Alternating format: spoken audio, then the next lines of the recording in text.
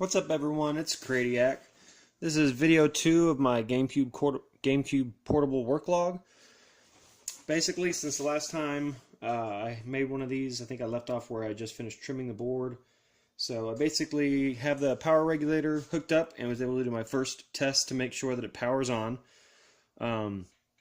Took me a little while to get the regulator wired up. The first time I did, well, the first couple times I had it wired in wrong, so I had to fix it. But this is basically what I've going on. So I'm about to hot glue it because actually, as I was just making this video a second ago, 2 of these wires wiggled too much and came off the board. It wasn't a bad solder joint, the wire just broke. So I'm about to hot glue these, that way they stay in put and I don't have to worry about that. But basically got the regulator hooked up, and then I'm just using the regular button right now to turn it on. Honestly, I'll probably use that for once I make it too, just because I like I like the way that it pushes in. And to test it, I'm just using a Philips dual screen DVD player slave unit. So it's meant to be used with this DVD player here, this guy, and it just has an AV cable that connects to this thing to feed the video and audio. So I'm just using this cable. And then you can see right here, I just hooked up 4 wires for right and left audio, video, and ground. And then I've got those wired in here to the board. I've just got little connectors so that I can disconnect these wires. So I'll show you with that. I like to use these so that way gives me a little more mobility if I need to do something. They're not permanently attached, so just got little headers on there. But anyways, so let me go ahead and power it on so we can see what we've got. The audio is really quiet. I'm not sure if that's because of the cable just not being very good, because it is kind of old and I was having some problems out of it, or if it's due to something that I have wired. I'm not really sure. I've got I'll show you. I've got a Bluetooth speaker that I'm going to attempt to use for the audio amplifier on here. I'm not really sure if I can yet or not. I'm working on that, but so I'll figure that out later. But I do have sound. It's just very, very quiet. But the big thing is I have video. That's the main concern. I wanted to make sure that I had video, so I'm going to power it on. And you probably can't even hear because it's so quiet, but there is audio on that. So obviously I'm not going to keep it powered on for very long because I don't have the heat sink or fan or anything attached, so that processor is going to get hot real fast.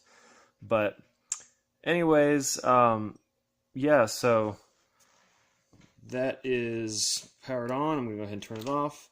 So I've got power to it. That's the main thing. So all the cutting that I did and wiring of the regulator is correct and it's working. So that's really good. Honestly, everything from here is going to be a lot easier.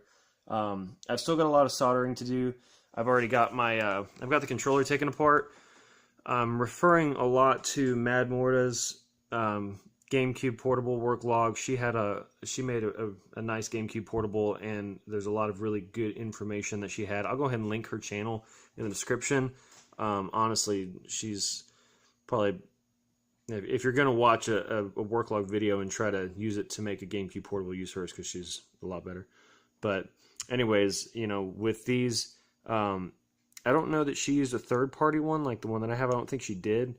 So I'm assuming it's pretty similar, but basically, you can pretty much just cut it in half and then have one side of the controller on one side of your portable and one side on the other. That's probably what I'm going to do. So, basically, if this were my Xeon housing or whatever, that's what I'm still probably going to use. You just put one side of this on one half and then one side on the other half and just Bondo it in.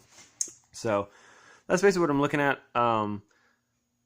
The board, the controller board on this controller is actually, now that I'm looking at it, quite a bit different from the regular GameCube controller. So I don't know if this one can be cut in half the way the other one can. You just had to basically wire your ground and your positive input for all your buttons over to the little processor on the board, a little IC chip. So I don't know if you can do the same thing on this.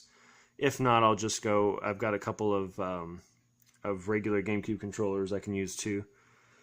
So that's pretty much what I'm going to be doing next, because I've got video and audio. So I'll probably hook up my disk drive as well, because I am going to have the disk drive with this. One, because I like that. I just like being able to put the original games in. Two, the Wii Fusions, or I think that's what they're called, that you used to be able to play games off of USB drives and SD cards, are pretty much extinct.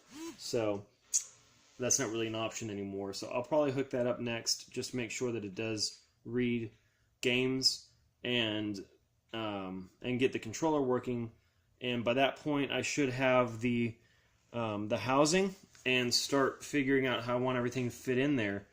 And I'll have to get a different fan. I don't want to use the fan that came with the Wii just because it's big. I want to try to cut down on that on space, because I want to have room for battery pack and everything in there. So anyways, but the big part is done, because after all my trimming and wiring, it all works. So the rest of the stuff's not as big a deal, you know, controllers and everything like that. I'm not as concerned about those. So this was the main part, you know, getting the regulator board hooked up and everything, and making sure that I had a signal and whatnot.